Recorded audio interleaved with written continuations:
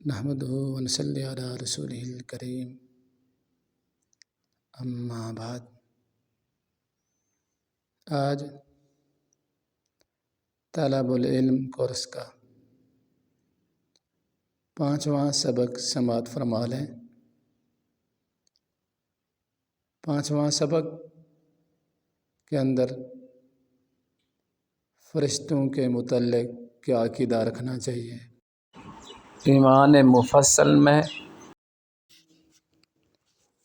ہم نے پڑھا تھا آمنت باللہ و ملائکتہ، میں ایمان لایا اللہ پر اور اس کے فرشتوں پر۔ اس کے فرشتوں پر ایمان لایا، اس کا کیا مطلب ہے، وہ کیا ہے، فرشتے کیا ہیں؟ تو آج سبق پڑھ لیتے ہیں، شروع کرتے ہیں۔ فرشتے خدا تعالیٰ کی ایک مخلوق ہیں جو نور سے پیدا ہوئے ہیں اور نظروں سے غائب ہیں، نہ مرد ہیں نہ عورت، خدا تعالیٰ کی نافرمانی اور گناہ نہیں کرتے۔ جن کاموں پر خدا تعالیٰ نے انہیں مقرر فرما دیا ہے انہیں میں لگے رہتے ہیں، مصروف رہتے ہیں۔ اللہ رب العزت قرآن پاک میں ارشاد فرماتے ہیں وَقَالُوا اتَّخَذَ الرَّحْمَنُ وَلَدًا سُبْحَانَهُ بَلْ عِبَادٌ مُكْرَمُونَ لَا يَسْبِقُونَهُ بِالْقَوْلِ وَهُمْ بِأَمْرِهِ يَعْمَلُونَ۔ وہ کفار اور مشرکین کہتے ہیں خدا تعالیٰ نے بیٹا بنا لیا ہے، یعنی فرشتوں کی شکل و صورت میں وہ ذات پاک ہے، بلکہ فرشتے مقرب ہیں، اللہ کے ہاں عزت والے ہیں۔ لا يسبقونہ بالقول وهم بأمرہ یعملون، جو حکم اللہ رب العزت ان کو دیتے ہیں وہ کرتے ہیں، اللہ کی نافرمانی نہیں کر سکتے۔ سوال ہوتا ہے فرشتے کتنے ہیں؟ تو اس کا جواب یہ ہے فرشتوں کی تعداد اللہ تعالیٰ کے سوا کوئی نہیں جانتا۔ ہاں اتنا معلوم ہے فرشتے بہت سارے ہیں،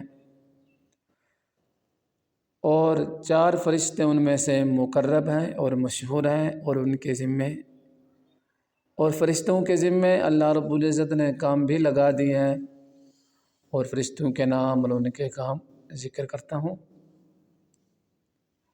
حضرت جبرائیل علیہ السلام جو خدا تعالیٰ کی کتابیں، اللہ تعالیٰ کی کتابیں اور احکام اور پیغامات پیغمبروں کے پاس لاتے ہیں، وہ یہ فرشتوں کے سردار ہیں۔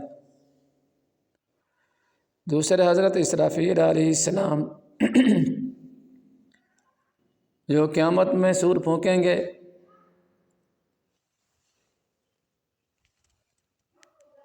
تیسرے حضرت میکائیل علیہ السلام جو بارش کا انتظام فرماتے ہیں اور مخلوق کو روزی پہنچاتے ہیں۔